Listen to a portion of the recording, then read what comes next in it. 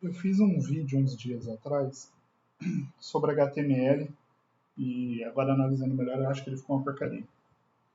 O meu objetivo quando eu fiz esses vídeos era ajudar um amigo meu que está querendo aprender a programar no geral e eu achei que a melhor coisa que ele podia aprender assim logo de princípio era programar front, programar para React, por exemplo, que é o framework que eu ando trabalhando agora.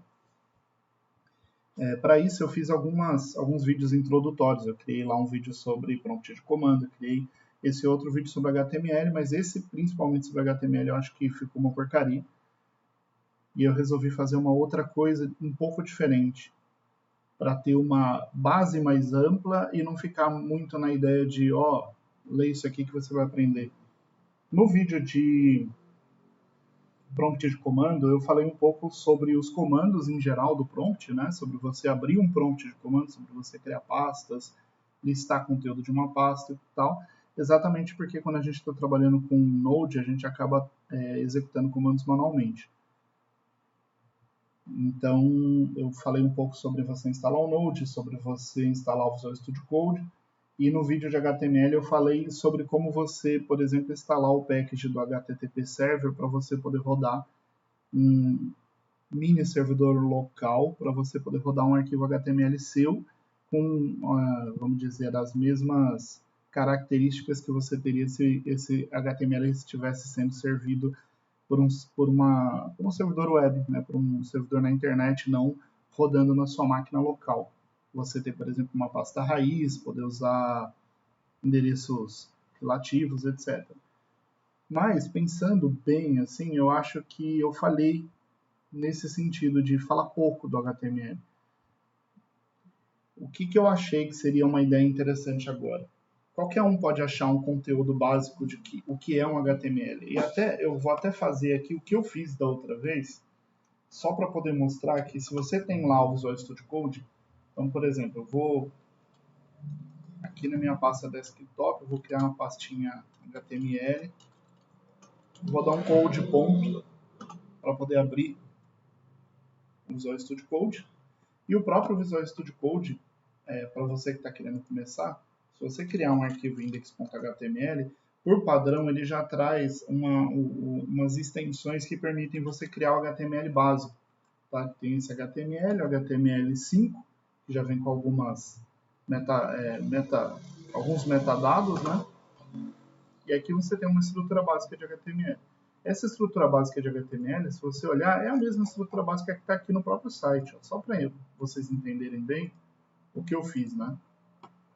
Já que a ideia é iniciante, eu entrei aqui no site da Mozilla, eu acho que eu fiz uma busca básica, ó, tags HTML, peguei elementos HTML aqui no site da Mozilla, e o próprio Chrome, o Firefox também tem, você tem aqui a opção de você usar as ferramentas do desenvolvedor. Então aqui, no Elementos, você consegue ver o HTML do site que você abriu. Então aqui, por exemplo, você já poderia ver quais são as tags que estão no head, tá vendo? Você tem o language aqui em cima, você tem o doctype, se você olhar aqui no Visual Studio Code, o doctype HTML é o mesmo que está aqui.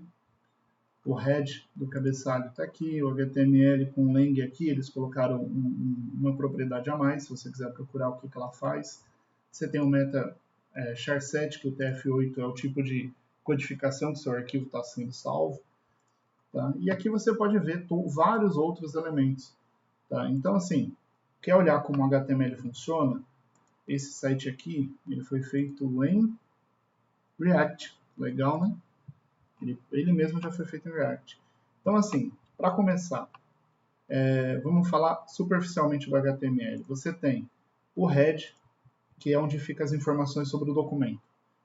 A parte do cabeçalho do seu documento, que não é o seu documento em si. Então, você tem aqui informações sobre o tipo de codificação que os caracteres estão usando. Você tem informação, por exemplo, de qual arquivo de ícone que ele vai exibir, que seria esse ícone que aparece aqui no browser. Você tem informação de quais arquivos de script ele está carregando. Aqui é um script local. Qual o título do documento? Elementos HTML. Tá? Essas informações elas estão aqui. Ó. Tá? Então, o que é o title? O title é um elemento que define o título. O que é o style? É um elemento que contém informação de estilo para o documento. Tá? Se você simplesmente criar um documento igual esse, se você ver aqui, por exemplo, aqui você consegue identificar qual elemento é esse. É um H1. Se você simplesmente ver aqui no Visual Studio e criar um H1 e botar lá dentro um teste e abrir esse documento, tá? Só para vocês entenderem, eu consigo abrir isso no Chrome aqui, teste. Ele não tem o mesmo estilo desse elementos HTML aqui. Porque existe aqui estilos que foram aplicados, tá? Alguém modificou qual era a aparência que o título H1 teria dentro desse site. E você pode fazer o mesmo. Tá? Então, assim, H1 é um título. Se você procurar aqui, você vai achar H1 como sendo um título. H1, H2, H3. Então, os elementos de H1 e H6 representam 6 níveis de título. Eu coloquei isso no outro documento. H2 é um título nível 2. Se você salvar, voltar aqui e atualizar a tela, você vai ter outro nível de título. E o mesmo acontece aqui. Você tem títulos nível 1, títulos nível 2. Esse cara provavelmente é um título nível 2. Tá? É um título nível 2 que tem um link dentro. Então vamos lá. O que a gente tem aqui, né? Na base, a gente já consegue mostrar mais ou menos vários elementos do HTML. Então eu tenho aqui em cima a parte do head, a parte aqui. O que é a parte do head? Só, vamos dizer, relembrando, é a parte que mostra informações sobre o seu documento para o seu browser. Ela não tem nada que apareça para quem está vendo o seu documento. Então ele avisa o seu browser qual é o título, avisa o seu browser qual é o ícone, avisa o seu browser quais são os estilos que ele tem que carregar, que são arquivos CSS que estão em algum lugar aqui, quais os scripts que ele tem que carregar e etc. Aqui estão os CSS. Tá? O que vem depois? Vem a tag body. A body é o corpo do seu sistema, tá? É o corpo da sua página. Então, nesse caso, esse div root aqui, div é um container genérico. Tá? Vai estar escrito aqui, separação de conteúdo, você tem conteúdo textual div. É um elemento de divisão, é um container genérico para conteúdo. O React trabalha dentro de um elemento HTML que já existe no seu site e ele tem que ter um ID. Por padrão, ele já vem assim, div ID root. Tá? Seu site não precisaria ser assim, mas o React trabalha desse jeito. E aí, se você analisar, tem algumas coisas que até o próprio site da Mozilla peca. Tá? Se você olhar aqui, existe esse navAccess aqui. Tá? Eu nem sei onde ele está, provavelmente ele é alguma coisa que aparece só em algum caso específico, porque ele não está ficando identificável aqui. Ó. Tá? Mas ele aparentemente é um item de navegação que não está marcado com a tag de navegação. Então, assim, você tem HTML, você tem informações que ele até já chama de metadados do documento, ou seja, metadados significa algo que descreve, uma informação que descreve outra informação. Então, como se trata de um documento, então é uma informação que descreve o documento. Tá? Separação de conteúdo. Você tem address, que eu nunca vi ninguém usando, você tem article, que o próprio sistema aqui está usando. Se você olhar aqui, ó, você vai ver que quando você pega esse bloco de elemento HTML aqui, você vai ver que ele está contido num article, que significa artigo. Então você tem um artigo e você tem o título principal do artigo. Tá? Depois que ele fez, ele usou um div para poder encapsular esse bloquinho de texto. Então, ou seja, usou um div que seria um container genérico e colocou um parágrafo dentro. Então, você tem um P, que é um parágrafo, você tem o texto do parágrafo, e aqui tem esse SEO Summary, ou seja, ele identificou um pedaço do texto como sendo o resumo, o summary, né, que seria o resumo do artigo. Não sei se existe alguma ferramenta que eles acrescentaram aqui para poder extrair qual era o resumo dos artigos em outro lugar, então ele usou esse spam para poder marcar. O que é um spam? Vamos lá.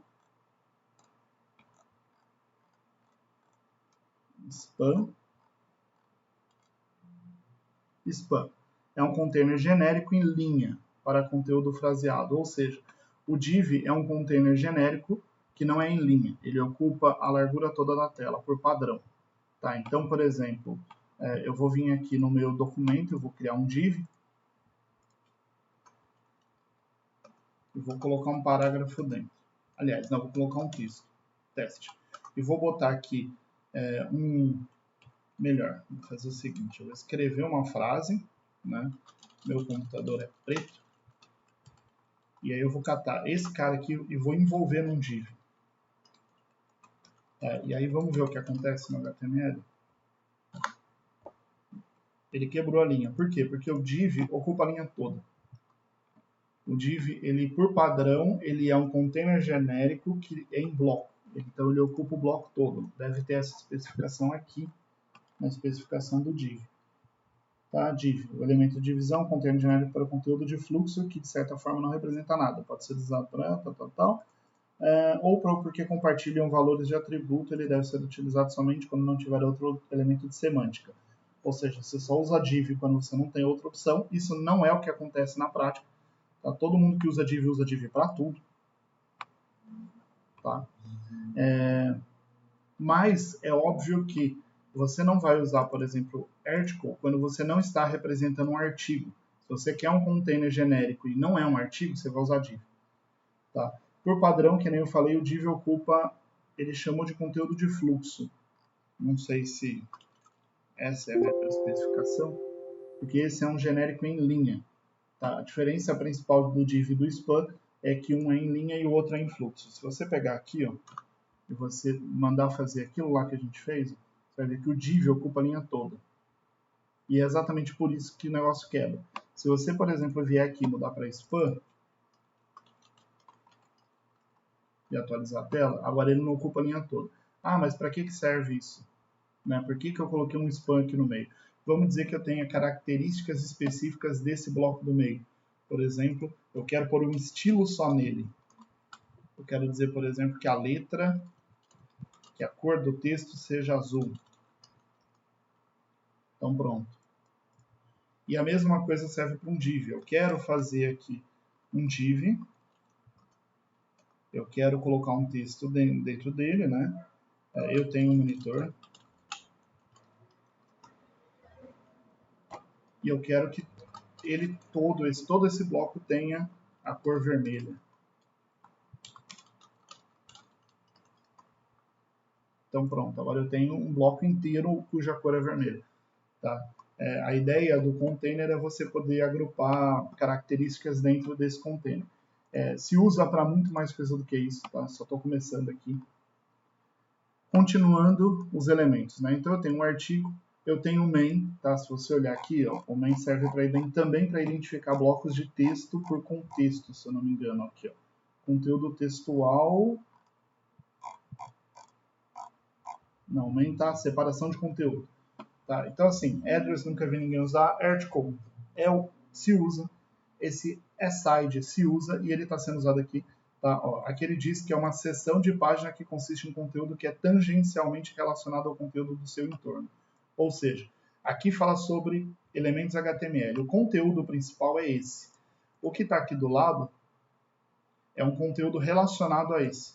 Então, eles criaram essa tag aside. Se você olhar, todo esse bloco lateral esquerdo, ele está dentro de uma tag aside, ou seja, lateral.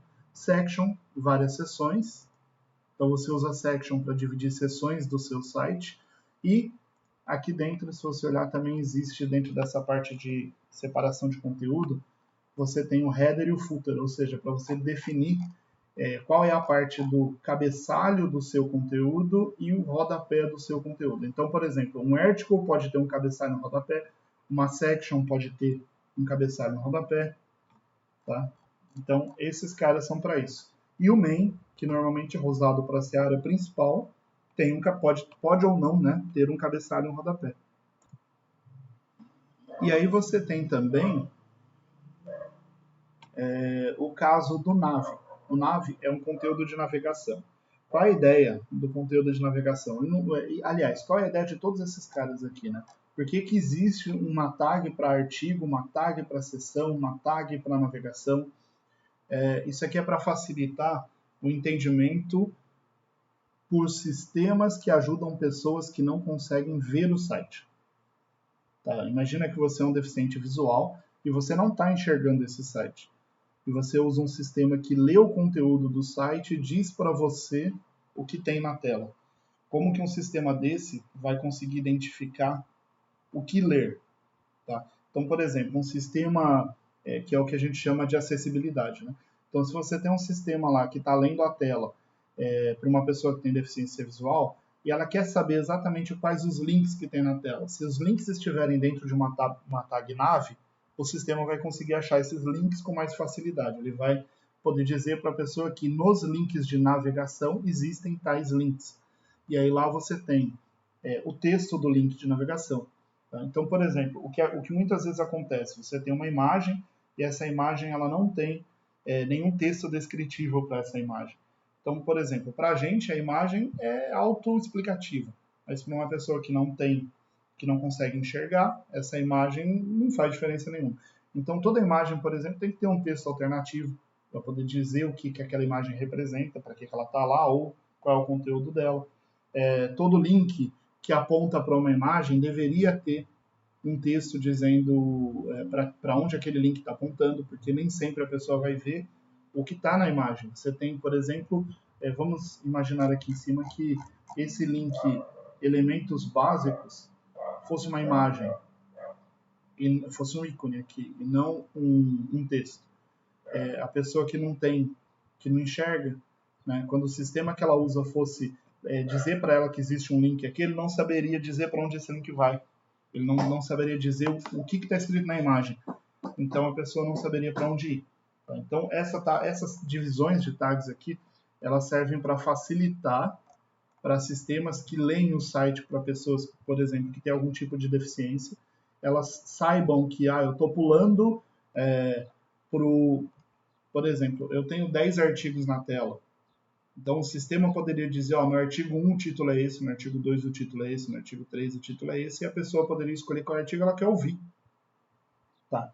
Então, essas divisões de conteúdo, elas servem para isso. Tá? Onde começa o conteúdo principal, o que está no conteúdo principal, eu tenho uma seção lateral e eu tenho um artigo. Tá, o título do artigo é esse. Ok, quero ouvir. Tá? E aí a gente tem as outras tags, que são as tags mais relacionadas não à divisão do conteúdo, mas a divisão a marcação do texto, porque HTML significa isso, é linguagem de marcação. Significa que você tem um texto e você tem marcadores para esse texto. Tá? Então, block quote quer dizer que é uma cota, né? Você está citando uma outra pessoa e você marca aquele pedaço do texto como sendo uma citação. DD eu nunca usei, sinceramente, eu acho que nunca vi ninguém usando, mas é quando você gera, por exemplo, uma lista de definições, um glossário ali, onde você põe tal palavra significa tal coisa, então você inicia. O DD com DL deve ter um exemplo em algum lugar aqui, mas eu nem vou me ater a isso, porque sério mesmo, ninguém usa. Pelo menos eu não vejo. Não tem muito exemplo aqui não. Tá? Mas você inicia com uma tag que diz onde vai começar a citação, que eu acho que é o DL, ou não, DD é obrigatório. Definition list não. DL começa, DD é o termo e DT é a explicação daquele termo. Tá? Div é um container, que a gente já falou. Figure também nunca vi ninguém usando. HR é uma divisão de linha, tá? É uma quebra, para você dizer um conteúdo terminou aqui e agora vai começar outro. Visualmente é uma quebra, da mesma forma ela serve como quebra se você estiver usando um programa para interpretar o que as pessoas estão falando. Então vamos dizer que aqui eu tenho um parágrafo, que nem eu coloquei lá, meu computador é preto, e aí eu quero continuar e criar um outro subartigo aqui. Eu posso simplesmente fazer isso, né? E se eu simplesmente jogar lá, ele vai funcionar. Essa HR pouca gente usa hoje em dia também, porque você pode separar em vários artigos ou em várias seções, mas o HR ele cria visualmente uma linha que separa as duas matérias. Tá? Então ele é usado para poder dizer que existe uma quebra ali, mas ele também serve para identificar para as outras pessoas, né? Para uma pessoa que não consegue enxergar, por exemplo. que existe uma quebra, tá? Então, por exemplo, a gente vem agora para essa parte de UL, LI e OL. O L, a diferença de UL para OL é que um é lista ordenada e outro é lista não ordenada. O L é de unordered list, ou seja, lista não ordenada. E uma lista tem vários itens, que são os LIs. Então, por exemplo, eu tenho o item 1, eu posso ter o item 2, o item 3. E aí eu tenho 3 itens. Como eu usei o L, ele aparece uma bolinha. Tá? Eu posso ter itens dentro de itens aí. Ele vai criar vários links, né?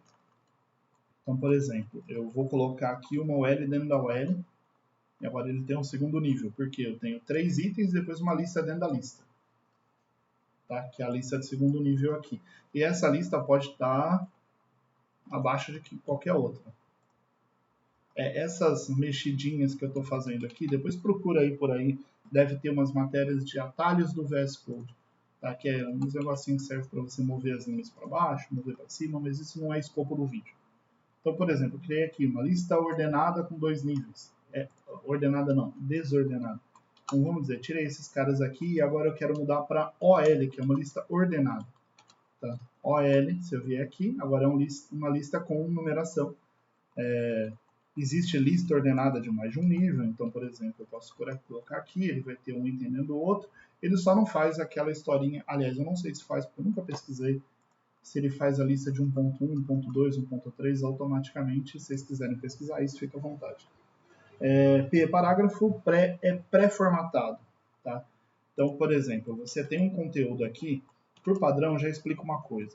O HTML ele não liga para os seus espaços, para os seus enters, ele não liga para nada disso. Então, vamos dizer que eu venho aqui, eu cate esse conteúdo, tá? E eu venho e colo ele aqui. Ó, é uma linha gigante, tá? O Visual Studio Code até tem um esquema aqui para você fazer quebra de linha automática, Road Rec.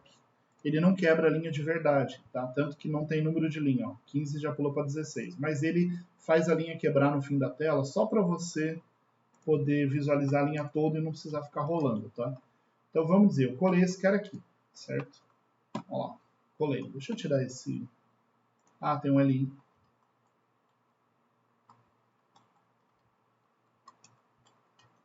Né?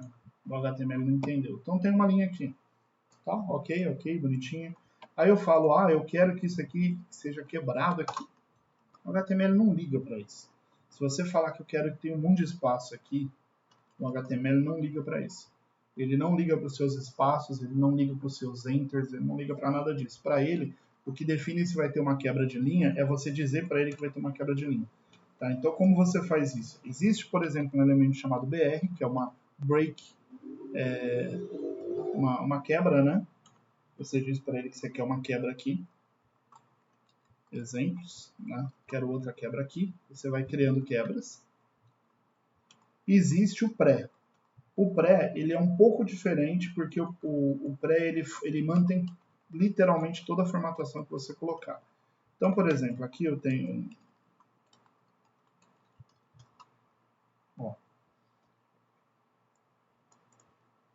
literalmente toda a formatação que você colocou. Tá? O browser tem um padrão de texto diferente para o pré. Tá vendo? Isso muda, varia de browser para browser. E aí você tem que se preocupar com isso se você for usar o pré. Ninguém usa também, tá? Só para constar. Na maioria das vezes as pessoas só usam pré quando elas querem, por exemplo, mostrar um código na tela. Eu uso pré quando eu quero, por exemplo, printar alguma variável, imprimir alguma variável que está no meu projeto e eu quero que a formatação se mantenha do jeito que eu coloquei. Porque se você olhar aqui, ó, os espaços no começo foram printados. Ó. Esses espaços aqui foram incluídos lá na tela. Essa quebra de linha foi incluída lá na tela. E dá para mostrar para vocês dessa forma. Border, um px, solid, colocando uma linha em volta do pré. Tá vendo? O pré terminou aqui, mas o texto continua. Se você vier aqui no pré e colocar um enter aqui, ó, você vai ver que agora existe o enter na tela. Tá? Se você vier aqui e botar um monte de espaço aqui, agora tem um monte de espaço aqui. Ninguém usa pré para esse tipo de coisa. Se você quer fazer, por exemplo, acrescentar espaços, você vai usar elementos HTML que servem para fazer isso, tá? Então, por exemplo, existe um elemento, um caractere especial que representa um espaço, que chama NBSP. Tá? Então, NBSP, ponto e vírgula. Eu nem lembro qual é o nome disso. Que ele representa um espaço. Então, quando você coloca vários NBSPs aqui, ó, você acrescenta vários espaços. Dificilmente você vai usar, a menos que você esteja fazendo alguma coisa. Vamos dizer, você tem um spam em algum lugar que está sendo gerado via programação e por algum motivo ele está sendo colado no texto do lado. E você vai lá e cola um NBSP ali com ponto e vírgula para poder dizer que você quer forçar um espaço que o HTML não botou sozinho. Tá? Então, só para explicar uma coisa aqui, assim, vamos acho que talvez um exemplo aqui. Vamos dizer que não tem aqui.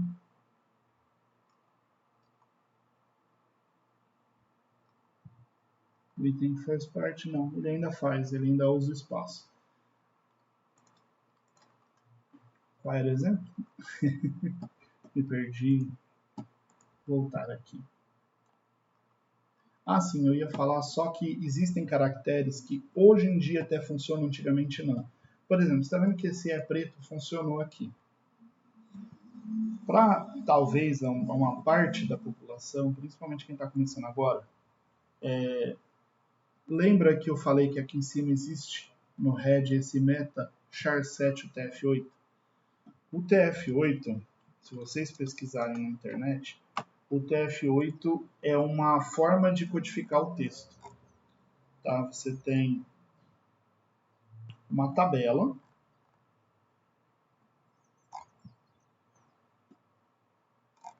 Eu queria uma coisa mais direta. Existe uma tabela que diz qual é o código de cada caractere. Tá? Antigamente se usava ASCII 2. Tá? É uma tabela que mostrava para você, por exemplo, qual era o código de cada caractere. Então essa era a tabela de ASCII 2.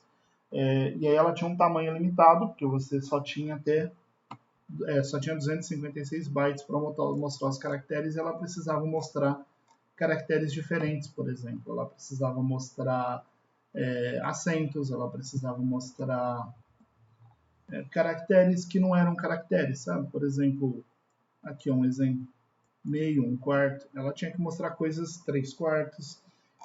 Só que aí, vamos dizer, isso é limitado. Você tem caracteres que não são só do português ou do inglês. Você tem caracteres do japonês, do árabe, etc.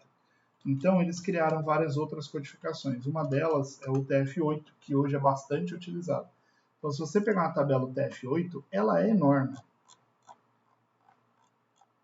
A tabela UTF-8 completa, que não é essa, tá? Isso é só uma parte, ela é muito grande, só que ela ocupa muito mais bytes. Tá? Então, o que acontece? Se você, por exemplo, o seu computador, quando você salva o arquivo, você salva ele numa codificação específica. Você não sabe disso, mas você está salvando uma codificação específica. O padrão hoje é que o seu arquivo seja salvo em UTF-8. Então, se você está salvando o seu arquivo em UTF-8, ou seja, cada acento desse aqui está sendo salvo com um código específico dentro do seu arquivo, e a pessoa do outro lado tenta ler esse arquivo com um char7 diferente, o seu arquivo vai aparecer errado para a pessoa. Tá? Eu acho que eu até consigo simular isso aqui para mostrar. Eu não lembro, mas eu acho que o Visual Studio Code tem a opção de salvar com outro char7. Não.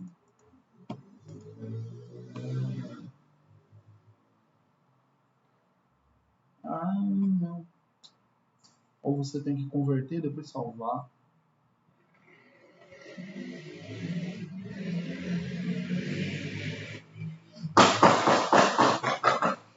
Olha que cara legal. Beleza. Não vou achar. Tá, mas vamos dizer que eu não esteja usando o TF-8 aqui. Vamos pegar outro char7. O próprio Meta não dá sugestões.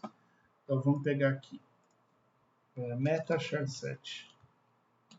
Vou pegar o ISO 88591, tá? E eu vou colocar esse ISO aqui. O meu arquivo não está sendo salvo com esse ISO. O meu arquivo está sendo salvo com o TF8, porque por padrão o meu Visual Studio Code usa esse char7. Olha o que acontece com os assentos.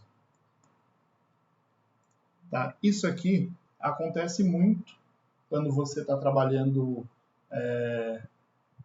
localmente e o seu arquivo está salvo com um char7 errado, ou quando você faz uma consulta num serviço de terceiro e esse arquivo, esse serviço de terceiro te retorna num char7 e você trata como se tivesse em outro. Então, assim, o char7 é isso. Como que antigamente se resolvia esse problema? Antigamente, o próprio HTML ele tinha caracteres para você utilizar no lugar dos acentos. Então, em vez de usar nível aqui, você usava iacult, que é o caractere para I com acento agudo. Tá? Então, se eu vier aqui, ó, nível, ele funciona. Mesmo estando com o char7 errado, ele funciona. Se você vier aqui no meu computador é preto e trocar por iacult, ele vai colocar o acento correto. Então, assim, se você está usando o char7 correto no arquivo, no conteúdo que veio de outro serviço, e você está usando o char7 correto aqui em cima, isso não vai acontecer. Tá? Muitas ferramentas que geram HTML, elas já têm essa conversão aqui de acentos para códigos HTML, exatamente para evitar que isso aconteça. Tá? Existem conversores na internet, se você procurar HTML encode, você vai achar conversores online HTML encode. Aí você vem e coloca o A aqui, você vai ver que ele vai gerar ele usou até outro padrão.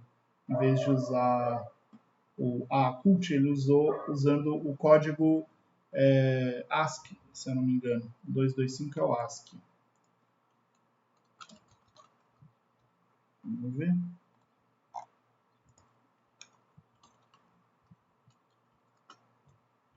ASCII 225, não é. Então, o TF8 225, eu não lembro agora se o...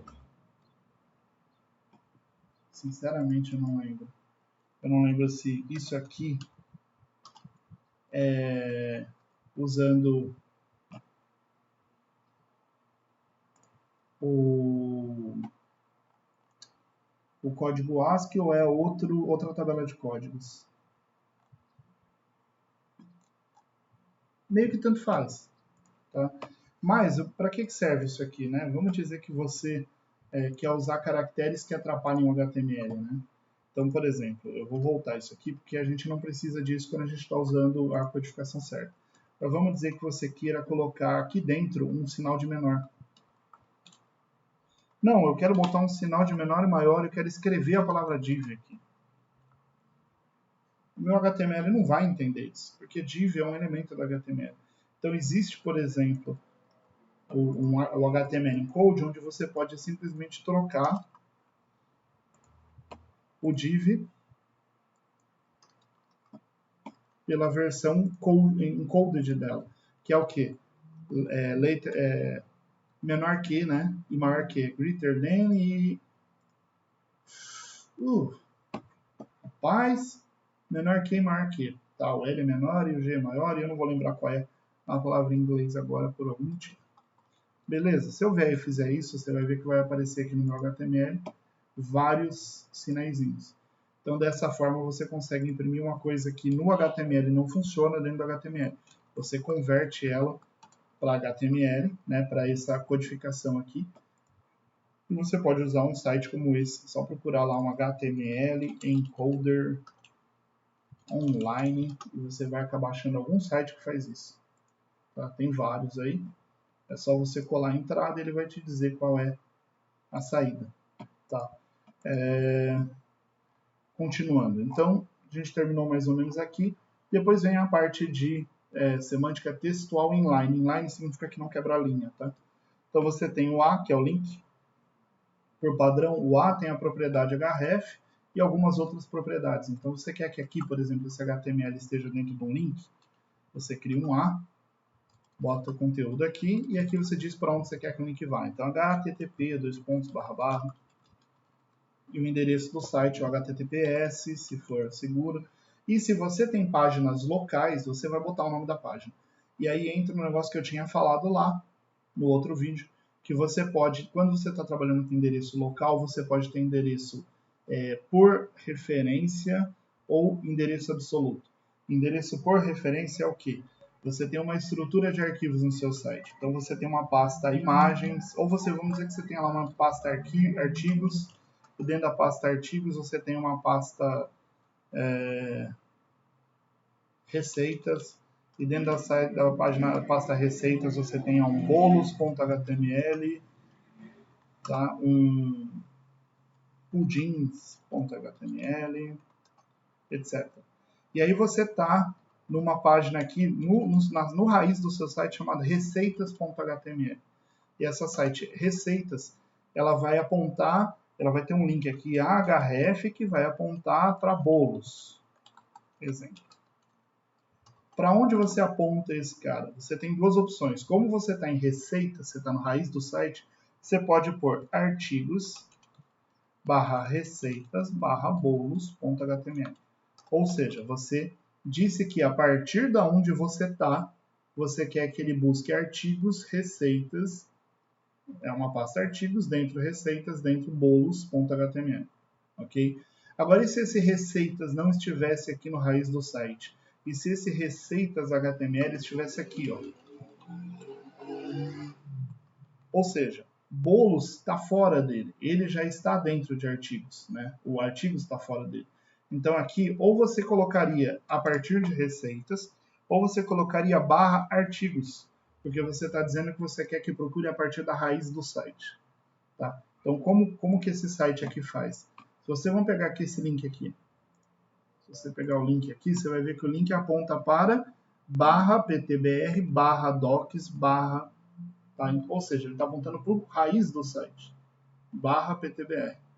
Se esse cara aqui, por exemplo, ele está dentro de docs, está dentro de web, está dentro de elementos, está dentro de elementos, está... Ou seja, isso aqui poderia ser só um A. Só que por que eles não fazem dessa forma? Porque se eles resolverem usar esse mesmo link em outro lugar, o endereço vai ser diferente. Então, muitas vezes, os próprios sites já te dão, os próprios frameworks, eles já te dão ferramentas para você fazer o site a partir da raiz, ou você, por escolha, sempre usa endereço absoluto, sempre usa a partir do raiz. Tá? Então, essa é uma coisa que você tem que lembrar quando você trata de um href. E você vai olhar que a maioria dos casos o href só tem um href. Tá? Aqui, vocês vão falar para mim agora, né? Ah, mas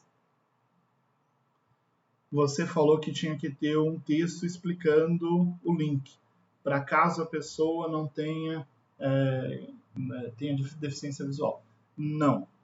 Você precisa explicar o link caso não tenha como um sistema explicar sozinho, e nesse caso existe aqui o texto para onde o link aponta. A maioria dos links, quando você usa um link normal, você já tem um texto. Então você não precisa colocar outras propriedades, mas se você entrar aqui, você vai ver que o A ele tem um monte de propriedade possível. Tá? Ele tem um monte de atributos. Você tem o próprio... Esse download é novo, ó. Não conhecia não. Leva o usuário ao URL em vez de navegar até ela. A salvar a URL. Ou seja, se você botar download num link, ele automaticamente vai iniciar o download do arquivo que aquele link aponta, em vez de abrir o arquivo no browser. Isso é legal porque a maioria dos browsers, por exemplo, abre PDFs. Se você clica para um link que manda para um PDF, você vai abrir o PDF. Se você tem um link que aponta para uma imagem, ele vai abrir a imagem. E aí, pelo que eu entendi, se você colocar download, ele vai fazer o download do arquivo. E aqui está dizendo que tem uma regra de segurança. Ele só funciona se ele estiver na mesma origem. Ou seja, você não pode forçar uma pessoa a fazer download automático de um site que não é seu. Né? Fazer download de um site de terceiro. Linguagem, qual é a linguagem do href? Bom, rel, target. Target é interessante, quer dizer que se você quer que o link seja aberto, simplesmente abra na janela que você está, abra numa nova, abra na janela que te abriu, ou seja, uma janela anterior à sua. abra no top do navegador, ou seja, quando você tem, vamos dizer, um HTML que abriu dentro de um HTML usando um iframe, eu vou mostrar isso lá para frente, mas pouca gente usa. Você tem um monte de propriedades, vocês podem até olhar aqui, se vocês quiserem, mas não vale a pena explicar. Nunca usei, sinceramente, elemento de abreviação. B está em desuso, tá? A ideia do B, antigamente, era você deixar em negrito, que era você deixar bold, né? Que era em negrito. Hoje em dia, ele só significa que é mais importante. Visualmente, você deixa em negrito exatamente para poder dizer, esse elemento, essa parte do texto é mais importante que o resto. Então, a ideia é exatamente a mesma. Pode ver que eles mesmos não usaram bold, eles usaram strong. Eles fizeram exatamente a mesma coisa, mas usando outro atalho. Tá? BDI nunca usei, BDB nunca usei, BR é a quebra de linha que eu já falei lá atrás. Citação, mesmo tipo de coisa que aquele outro, mas eu acho que esse é em linha. Tá dizendo que é específico para trabalho artístico. Uma referência a um trabalho artístico. Code quer dizer que você está representando um pedaço de código. E aí, pelo que eu entendi, o browser aqui ele tem um estilo diferente para code, mas alguém modificou. Tá? Por padrão, ele usava outro tipo de estilo e ele foi modificado aqui no sistema deles. Data nunca usei. IM também nunca usei para destacar ênfase. I é itálico, tá? É aquela inclinadinha no texto. A maioria disso aqui, cara, sério, ninguém usa. Spam, como eu falei, principalmente porque hoje tem um movimento em que você estiliza o texto fora do HTML. Você estiliza o texto no CSS, que é o Cascade Style Sheet, ou seja, planilha ou folha de planilha ou folha de estilos. Tá? Strong é para dizer que aquele item é mais forte que os outros. Tá? Essa ideia do strong é interessante também naquele sentido de você poder usar um leitor para quem tem deficiência visual. Se você, por exemplo, marca uma parte do texto, você poderia fazer exatamente o mesmo negrito aqui usando spam. Só que um leitor, para a pessoa que tem deficiência visual, ele não vai saber que aquele spam significa que você está tentando destacar uma parte do texto. Então, muitas vezes, vale mais a pena você fazer um strong, você usar um strong.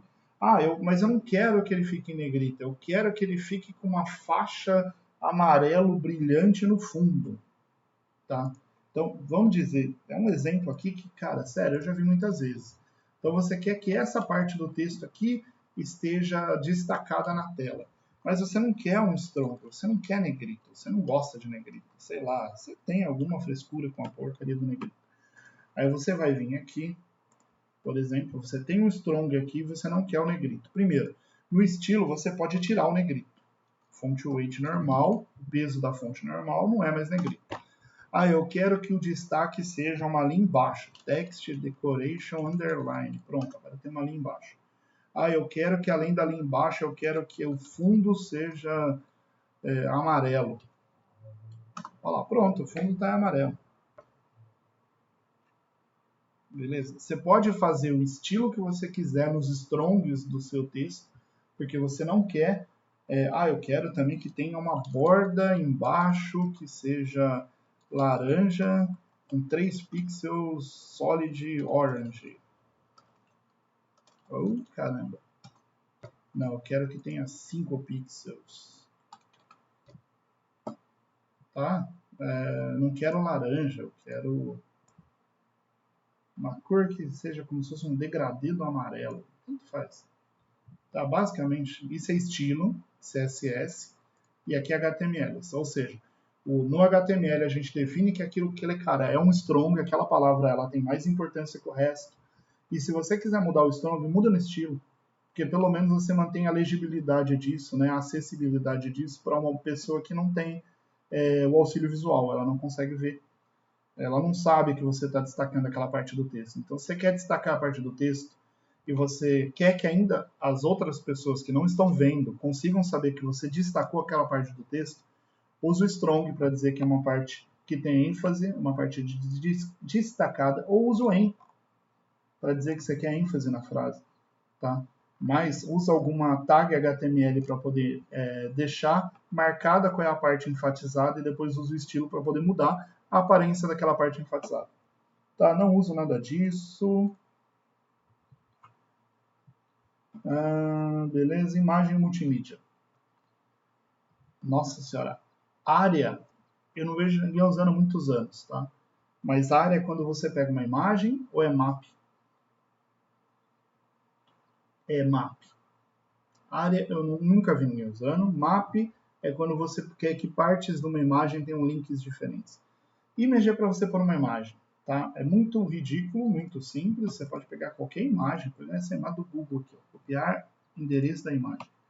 E aí você vem aqui, eu quero uma imagem. No meu HTML aqui, eu quero pôr uma imagem. Image source, que é src, e aí você põe o caminho da imagem. Que bosta, né? Não é o caminho, o Google não está usando o caminho nessa imagem. Vamos pegar sei lá, pegar o próprio MDN, copiar não tem o endereço do link, mas não tem o endereço da imagem. Então, copiar o endereço da imagem.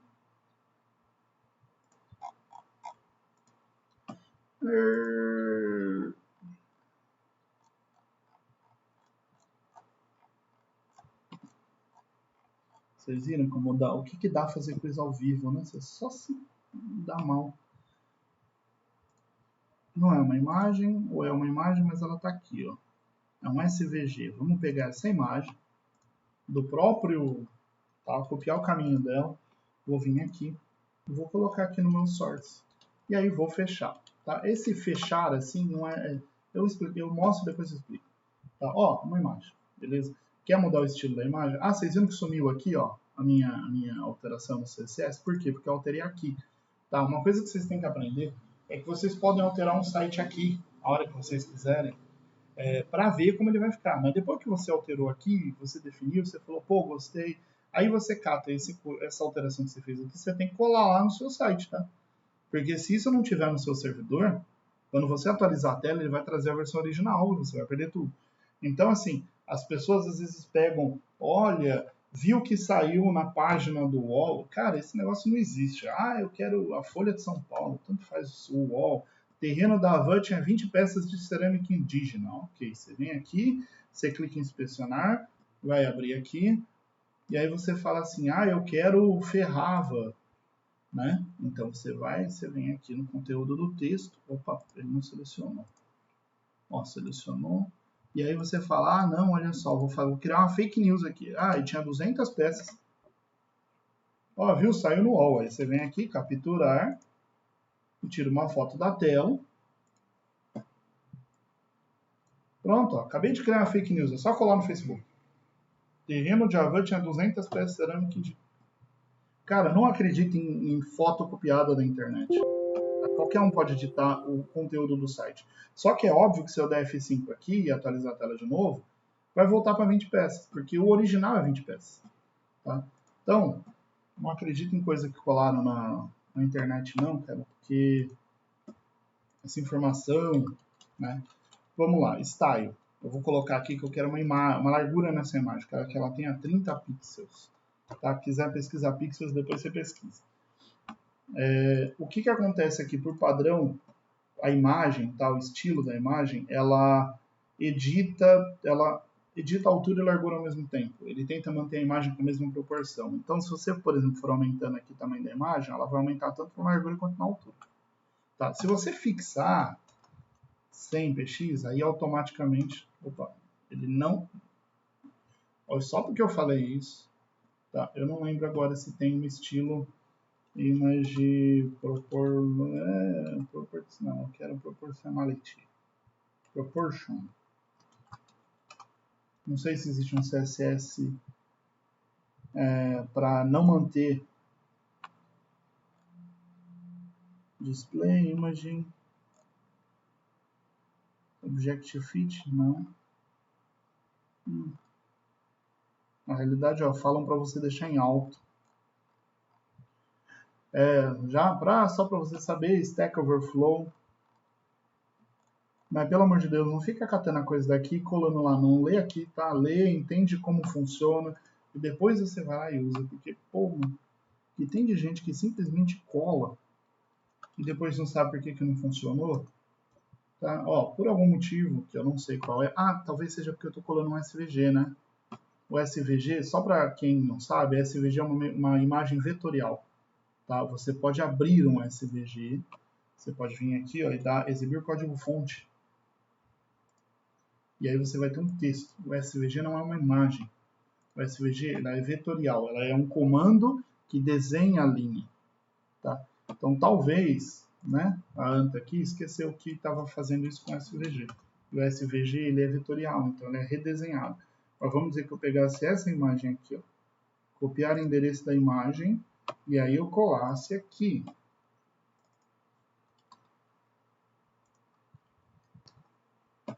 E aí eu atualizasse a tela. Pronto, agora eu tenho uma imagenzinha ali. E aí eu viesse aqui e aumentasse o estilo. Então, ó, agora ela está subindo proporcionalmente. Né? Essa imagem, se você botar o mouse aqui, ó, ele vai te dizer que é uma imagem de 149, que não, na realidade o tamanho original dela é de 300 por 225. Então eu reduzi a imagem. Né? Então vamos lá, estou aumentando ela aqui. Você pode deixar uma imagem com mais de 300, já que ela tem 300, você até pode colocar ela com mais, só que ela não tem mais de 300 pixels de largura, então você vai perdendo a qualidade da imagem, tá? Agora vamos dizer que eu quero fixar a altura dela. Ó, ele espremeu a imagem. Tá? Então você pode fazer isso normal? Não, não é. E nem é uma boa ideia. Deixa no automático ou não põe. Que o próprio HTML se preocupa em deixar ela do tamanho certo. Uma coisa que talvez valha a pena, eu não sei se ainda existe isso. Antigamente existia um atributo altura e largura. E assim, você pode falar que definir a altura e a largura dentro do HTML não é uma boa prática, porque a largura e a altura é uma questão de formatação. Mas não é só uma questão de formatação, tá? Tipo, quando você entra numa página, o seu browser tem que calcular onde as coisas vão estar. Tá? Então, por exemplo, se demora para carregar a imagem, porque a imagem é pesada, alguma coisa assim, e você tem um texto aqui. Vamos dizer que você tem um texto aqui que está antes da imagem e um texto depois da imagem. Tá? Vamos tirar esse tamanho fixo da imagem. Certo? Essa imagem ela tem 300 por 225. Não estou dizendo que você tem que fazer isso o tempo todo, tá? 300, né? Então pronto, eu coloquei a imagem. Fez alguma diferença? Não fez diferença. Mas vamos dizer que essa imagem esteja pesada, que essa imagem esteja com erro. Vamos dizer que aqui tem um 2 a mais na frente aqui. Eu errei. Vocês viram o que aconteceu? O texto continua no lugar certo. Agora, se eu vier aqui e tirar o tamanho da imagem, olha o que acontece. O texto mudou de lugar. Agora, vamos dizer que não seja um erro, a imagem só está demorando para carregar. Você entrou no site, de repente, você está aqui lendo alguma coisa, aí você vai clicar num link e o texto muda de lugar.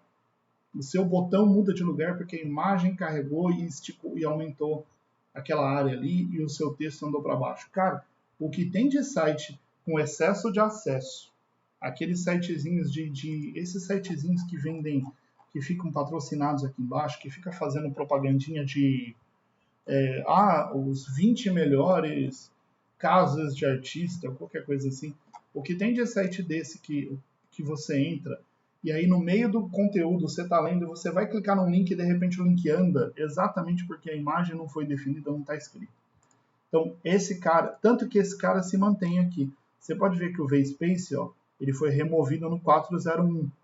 Ele é obsoleto desde o 5 e ele vamos dizer, não recomendado, né? Desde o 4.01. Mas a largura continua aqui e a altura continua aqui. Se a largura e a altura continuam aqui, é porque o W3C, né, o consórcio que define o HTML, achou que eles deveriam continuar aqui, porque eles têm uma utilidade prática, tá? que é exatamente essa, é o seu site não ficar vamos dizer, se reorganizando toda vez que termina de carregar uma imagem. Porque quando você manda carregar uma imagem, o seu site não sabe qual é o tamanho daquela imagem. Ele só vai saber o tamanho da imagem depois que ela foi carregada. Tá? Então, se você sabe qual é o tamanho da imagem que você pôs lá, ou qual é o tamanho que ele deve ficar, você pode ir lá no image e colocar. E aí você garante que o seu site não vai ser remodelado depois que a imagem for carregada. Isso é hate, tá? É coisa de gente chata mesmo. Eu acabei de ser chato nessa história. Então, continuando, falei que nada disso usa, a gente vem para o image. Já estava aqui, né? Imagem multimídia. Não usa nada disso. Vídeo é para você pôr vídeo mesmo, tá?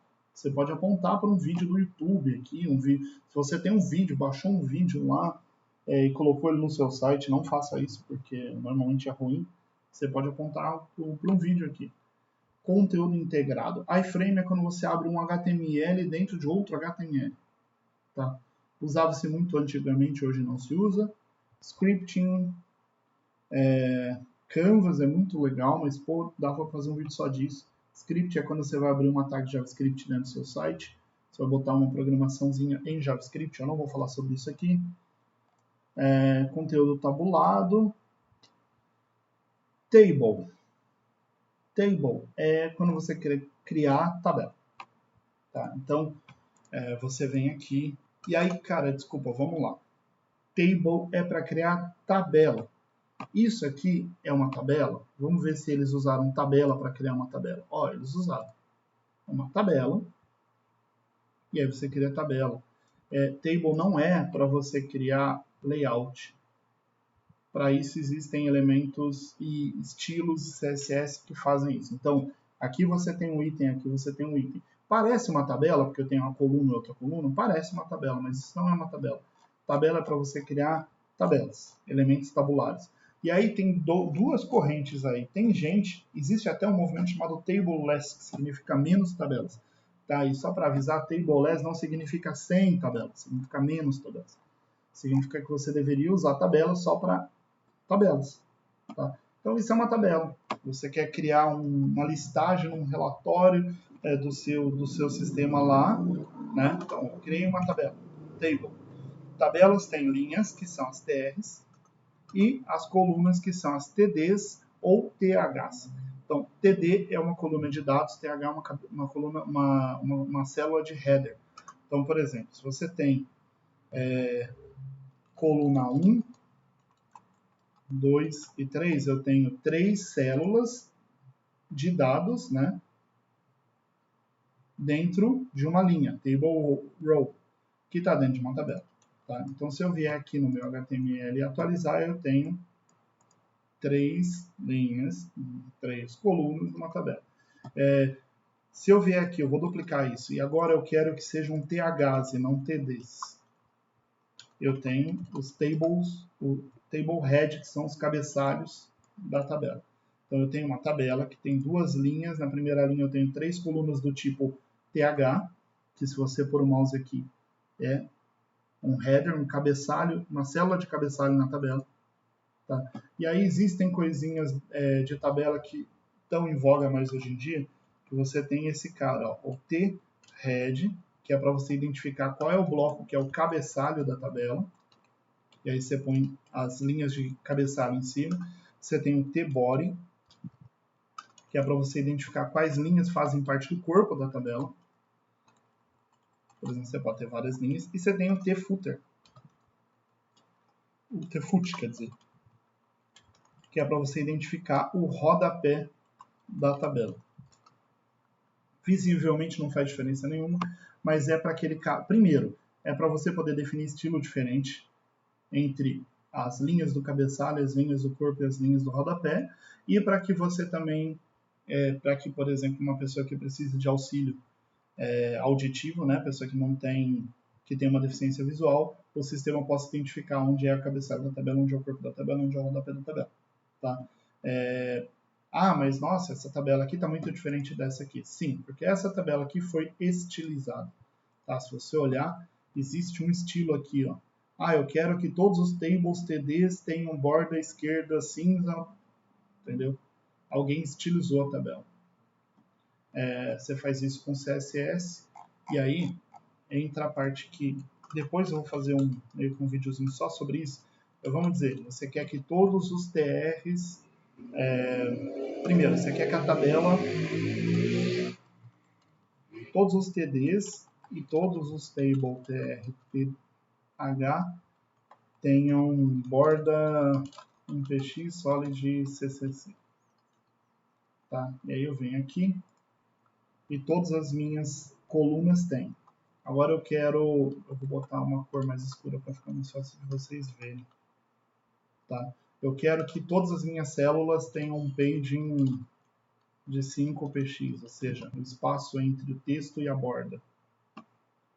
Agora eu quero que só os meus THs tenham um fundo cinza.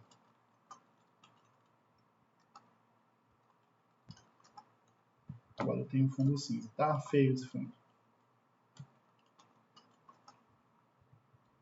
Nossa. Pronto. Mas por que tem esse espacinho? Isso se chama colapso de borda. Tá? Existe uma borda entre as células que você pode vir aqui e falar que você não quer. Você quer que... Opa. Não é aqui, né? É na tabela. E agora você não tem mais espaço entre as células. E você pode sair editando o estilo da tabela toda. Aliás, esse é o estilo de todas as tabelas, não de uma tabela específica. Tá? Então, tipo, se eu vier aqui criar uma segunda tabela, tá? Tabelas estão coladas, por quê? Porque não existe nada para separar as duas. Ou eu digo que eu quero uma distância entre elas, ou eu ponho um elemento entre elas, por exemplo, um parágrafo, e agora eu tenho um espaço entre as tabelas. Tá? Então, isso é uma tabela. Existe um outro negócio que é bem besta, mas é meio chato de usar em tabelas, que é o esquema de co-span e row-span. Então, por exemplo, você quer que essas duas colunas sejam juntas. Vamos fazer diferente. Eu vou colocar 2 cabeçalhos aqui. Tá? Eu vou salvar e eu quero 2 cabeçalhos. E vamos dizer assim, que eu quero como se fosse uma tabela agrupada. Eu tenho assim, por exemplo, quantidade e valor. E aqui eu tenho cliente. Tá? E só que eu tenho isso aqui para vários meses. Tá? Chato isso, né? E aí eu tenho aqui, por exemplo,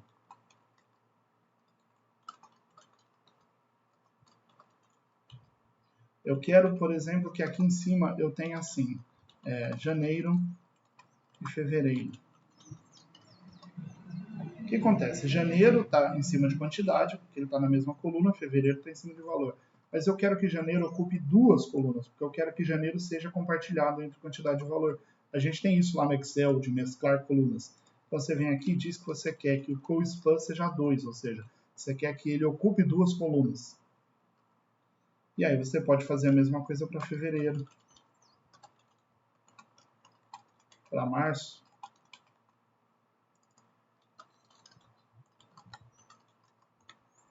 abril e maio. Beleza. Mas eu quero que o cliente ocupe 2 linhas, então.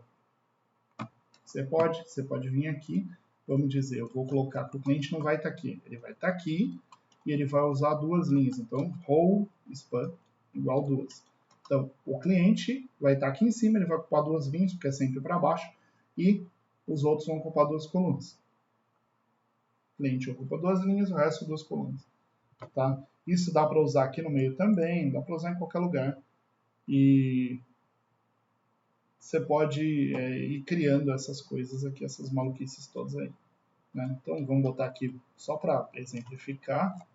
Né? Vamos dizer que eu tenho aqui que, em vez de coluna 1, é cliente 1, que esse tem 1, esse aqui tem R$10, porque é valor, e isso repete 5 vezes. Olha lá, pronto. Aí aqui eu tenho o footer. O footer é o rodapé. O rodapé é diferente.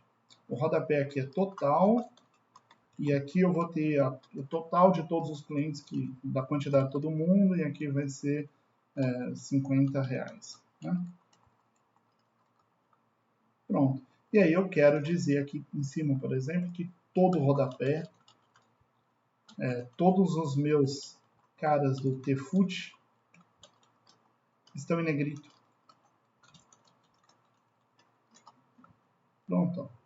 Ou eu quero que todas as células tenham uma border top 2px solid black. Pronto, agora eu tenho uma linha que separa. Quero fundo diferente. Igual o cabeçalho. Tá? Então essa é a ideia de tabela, você pode ir formatando. Acabei de dar um monte de exemplo de CSS, hein? Se vocês quiserem dar uma pesquisada. Ou se vocês quiserem esperar alguma coisa sobre CSS depois. Tá? Várias tabelas. E beleza, agora vamos para o próximo. Tabela, isso. Tabela, dado tabular, e aí, só para deixar claro, uma coisa aqui que eu critiquei e não expliquei o que é possível fazer, tá? Então, beleza, vou tirar essa tabela daqui. Não vou tirar essa tabela aqui. Eu vou dividir a minha área e vou colocar duas tabelas dentro. Por exemplo, pesquisem sobre flex, tá? Pesquisem sobre grid, mas você cria um container genérico, div. E aí eu vou colocar aqui dentro do meu container genérico as minhas duas tabelas. Eu vou clicar aqui, ó, porque eu não quero ver o conteúdo da tabela. Vou tirar esse espaço. Tenho duas tabelas. Eu vou catar esse cara. Vou botar dentro do div. Tá?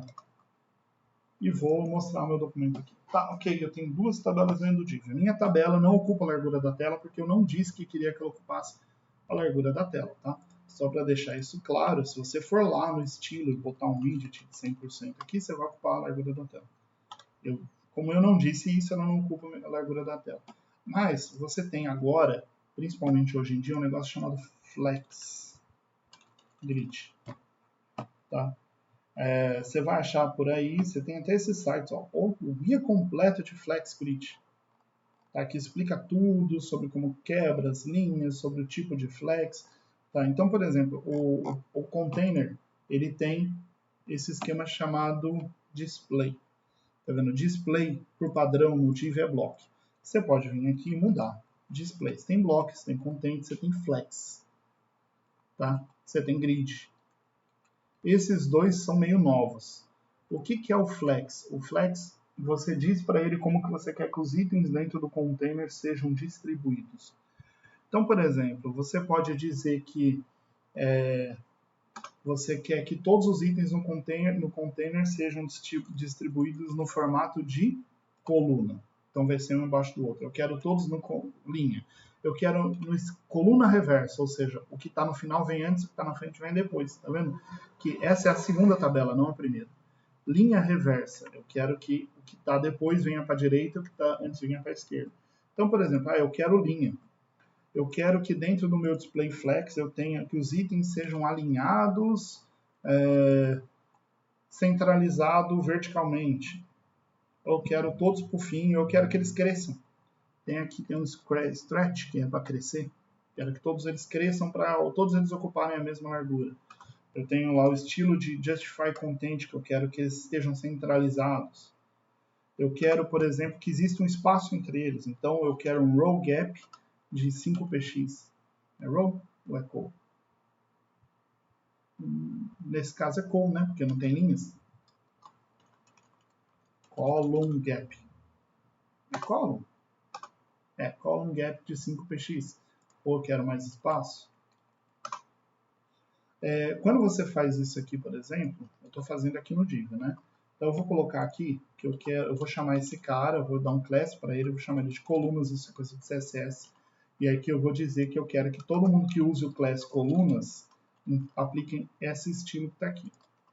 Tá? Então eu criei aqui um Justify Content, o Align Items eu não vou botar stretch não. Eu vou botar Center. E aí eu vim aqui, beleza, coloquei um estilo específico, um class. Esse class ele aplica para todo mundo. Por que eu quis colocar um class? Porque eu quero que um item cresça e o outro não. Tá? Então, por exemplo, eu quero que esse cara aqui fique com uma largura fixa. Eu quero que essa tabela da direita tenha uma largura de 200 px. Não, 300. Tá? Porque 200 ele acabou deixando ela curta e quebrou a linha do negócio. Eu quero que tenha 300 px. E eu quero que essa tabela cresça pelo espaço que tem na tela. Então eu vou colocar aqui que eu quero um flex 1. Ou seja, eu quero que ela ocupe tudo que tiver na tela. Então automaticamente eu já criei uma divisão. Se eu diminuir o tamanho da tela, essa aqui vai continuar com 300 e a outra vai reduzir de acordo com o espaço disponível. Até o ponto onde não dê mais para encolher. Tá? Ó. Isso é, por exemplo, o que acontece aqui. Nesse aside. Você tem provavelmente um container que diz que o aside, que existe um grid aqui, ou existe um flex, que o lado esquerdo ocupa uma largura e o lado direito cresce para ocupar o espaço. Na realidade tem mais de um, ó. Aqui tem mais de um tipo de estilo, porque depende da largura da tela. Tá? Isso é uma outra coisa de CSS que eu não vou falar agora. Então, por que não usar a tabela para isso? Porque você não precisa. Tá? Antigamente a gente usava a tabela porque não tinha opção. Era muito difícil fazer isso com estilo. Hoje em dia é muito fácil fazer isso com estilo. E aí beleza, a gente terminou a tabela, a gente vem para formulário. Formulário é literalmente formulário. Tá? É um pouco difícil falar isso de HTML sem falar como funciona o web. Então eu acho que eu não vou falar. O que eu vou dizer para vocês é o seguinte. Form significa que é um agrupamento de campos que você vai enviar para algum lugar. Tá? Então, por exemplo, é no form que você define como os dados vão ser enviados e para onde elas vão ser enviados. Talvez exista algum formulário aqui, mas como esse site usa React, ele provavelmente não usa o formulário do jeito padrão que o HTML foi feito para usar. Tá? No form padrão, você está enviando dados para alguém e quem faz esse envio é o próprio browser. Quando você usa React, por exemplo, você monitora os campos que estão sendo preenchidos e em vez de você enviar o formulário, você executa um código JavaScript com os dados desse formulário. Então, form é para definir o grupo do formulário, input, ou input, não sei, é para você dizer que é um campo texto, por exemplo. Tá? Então, só para dar um exemplo, você tem um formulário aqui, você tem um form, tá? Ó, tanto que ele até já traz o action, para onde vai ser enviado esse formulário. Então você tem um input aqui. Tá? Se você simplesmente atualizar a tela aqui, vai ver que apareceu um campinho de texto aqui. Então você pode digitar, input. Tá? Existem tipos de input, então você tem type text, você tem type checkbox, que em vez de um campo de texto vai aparecer uma caixinha de seleção. Você tem o tipo rádio, que é bolinhas, tá? Bolinhas para você selecionar entre vários. Então vamos dizer, eu quero fazer eu vou fazer um outro negócio aqui. Eu vou criar um div, eu vou criar um label, que label significa etiqueta, tá? Então label for, porque ele aponta para um campo. Então vamos dizer que aqui eu tenho um campo text, que o ID dele é nome, e eu estou apontando o etiqueta nome para o campo nome. Tá? Então eu tenho um campo, a etiqueta nome que aponta para o nome. Tá? É um label que aponta para um campo. Aí eu vou catar esse cara e vou duplicar. E aí eu vou colocar aqui e-mail. E e-mail. Significa que se eu clicar na etiqueta nome, ele vai me mandar para o campo nome. Se eu clicar na etiqueta e-mail, eu vou mandar para o campo e-mail. E não é só para isso. Esse cara aqui, de novo, voltando para acessibilidade, ele vai dizer para um leitor, para alguém que tem problema de deficiência visual, que a etiqueta desse campo é nome. Tá? Para isso também serve o label. Se você simplesmente cria um label e não diz com qual campo ele está amarrado, o sistema de leitura que lê o site para uma pessoa com deficiência não vai saber qual é a ideia daquele campo. Tá? O ID ele é um identificador único dentro do HTML. A princípio, você não pode ter dois campos diferentes com o mesmo ID, porque senão o seu navegador não vai saber de qual deles você está falando. E no caso do HTML, nos inputs, existe um campo name. Quando o formulário for enviado, o valor que vai ser enviado lá dizendo o nome do cara é Leandro é o que está no name. Então, você tem que ter um name aqui. Tá? No React você não precisa, e isso eu falo depois, porque na realidade você não vai enviar o formulário de verdade quando você estiver usando React. Então vamos lá, qual é a diferença aqui? Eu posso pôr e-mail aqui. Tá? Qual é a diferença? Se eu der um Enter aqui, ele vai tentar enviar o formulário. Aliás, ele não vai porque não tem um botão. Então vamos botar aqui um button do tipo submit. Tá? Eu vou chamar ele de, eu vou colocar o texto dele de enviar. O button, ele é genérico, existe o input type submit. Mas vamos dizer que eu dei um enter aqui. Tá vendo que ele tentou enviar aqui em cima? Ele enviou para a mesma página passando o nome e e-mail. Esse nome, ó, é o que vai aqui. Nome igual Leandro. Se eu tivesse colocado aqui banana como sendo o nome do campo, e eu tentasse enviar aqui, iria mandar banana igual Leandro, porque o nome do campo é banana. E é exatamente por isso que você precisa do campo name. Se você não tivesse o nome aqui, ele nem vai enviar o campo. Tá? Por isso que eu disse que você tem que ter um campo name e você tem que ter um campo ID para usar no for. Eles não precisam ser iguais, mas esse aqui tem que ser igual a esse, e esse aqui é o nome que vai ser enviado. Tá? Então agora eu botei um enviar e ele está enviando. Obviamente ele está enviando para a própria página, porque eu não disse para onde eu quero que envie. Mas aqui eu estaria enviando para uma página que tem uma programação que receberia esse conteúdo. Tá? Nossa, já tem 1h15 de gravação aqui, isso porque o pessoal está falando de HTML. E aí, beleza, você tem esses campos. O que são os outros campos? Né? Eu quero vir aqui colocar lá aquele básico, que é o legalzinho, né? Li, aceito os termos e condições. Né? E aí a gente vem aqui e diz que é termos, é de tipo um checkbox. E aí eu vou chamar de aceite. Tá? Então, olha lá, li, aceito os termos e condições. Vamos inverter? Vamos botar esse cara para baixo. E aí eu clico aqui, marcou o checkbox. Se eu não clicar, ele vai nome, e-mail, checkbox não vai. Se tiver clicado, olha lá, aceite igual a on. Então ele enviou. Por que aceite é igual a on? Porque eu não dei um value para ele. Existe essa opção. Eu quero que o value seja sim. Então quando eu enviar agora, ele vai enviar sim, em vez de enviar on. Tá? O que é o rádio? O rádio é quando você tem várias opções. E aí o rádio é um pouquinho mais chato nesse sentido, porque assim, rádio. Tá? Então aqui, o ID, cada rádio vai ter um texto, certo? Então vamos dizer aqui, vamos dizer que seja sexo. Vou botar label aqui, e esse label vai valer para todo mundo, sexo. E eu vou botar um BR aqui, porque não vai quebrar a linha, e vou colocar assim, masculino.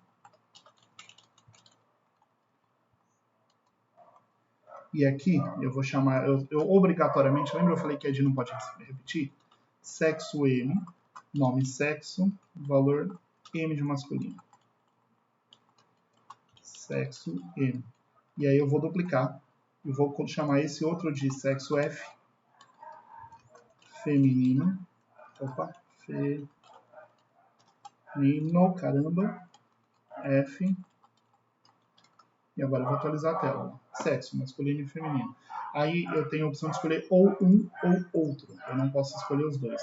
E aí se eu escolhi o M, ele mandou sexo M. Se eu escolhi o F, ele mandou sexo F.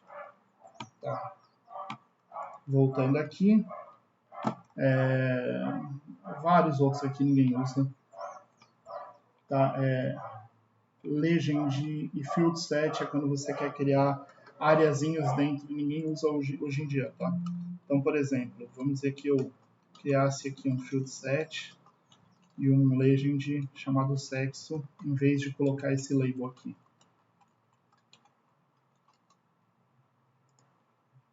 Ele criou uma areazinha chamada sexo, onde eu tenho a opção de escolher o campo. Tá? Basicamente ninguém usa, ou quando faz isso via estilo, e não via field set. Tá? Nossa, eu abri um negócio ali que não tinha nada a ver. Fechei. Beleza, voltando aqui. Option. Beleza, option é quando você está usando um combo. Tá? Então vamos dizer que aqui eu quisesse escolher estado. Então vamos fazer o label aqui chamado estado. Estado. E aí em vez de input eu usasse o select option. E aí no select eu tenho o ID estado, name estado. E dentro dos options eu tenho, por exemplo, escolha, value. No caso, normalmente eu deixo o value do escolha vazio. E aí eu tenho vários estados aqui, ó. São Paulo, Minas Gerais. Tá? Se você olhar aqui, agora você tem um combo estado e você tem as opções dentro dele. Se você mandar escolha, o estado vai vazio. Se você vir no São Paulo, vai SP. Se você não botar o value, se eu não me engano, ele manda o texto. Bom.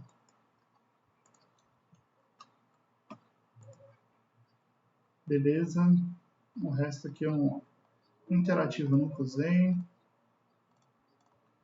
E eu acho que eu posso considerar que HTML está ok. Depois eu faço um CSS básico de HTML. Se quiserem dar uma olhada aqui, ler as propriedades, é isso aí. Valeu, até mais.